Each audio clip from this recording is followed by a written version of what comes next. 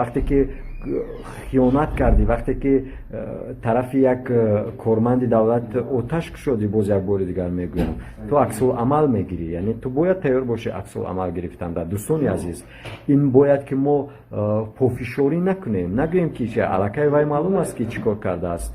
تشکیل کردن یک گروهی غیر دولتی، تشکیل کردن یک گروهی که مخالف سیاست امروزه حکومت جمهوری تاجیکستان است، این باید که ما باید که جواب دهیم به این خیلی گروه ها.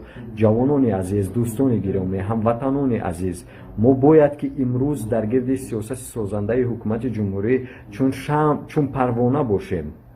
باید که ما سازنده باشیم. امروز باید ما چخیلی که معلوم است همون دشمنکایی که در خارج کشور ایستادگیان و پافشاری کرده استن و از خچون فرشته تراشیده استن، باید ما به آنها بگم که ای ابله‌های بیناموس بیوطن، شما که در دیگر جا زندگی میکنید میخواهید که در تاجیکستان ناآرامی کنید، این خوابتون در لب آب بگوین. یگان جا در تاجیکستان ناآرامی نمیشود و هر کسی که فرق ندارد که از کجای هست نیست، هر کسی در سیاست امروزه سازنده حکومت جمهوری تاجیکستان خلل میرساند، ضرر میرساند، تیار شود که به او ضرر میرسد.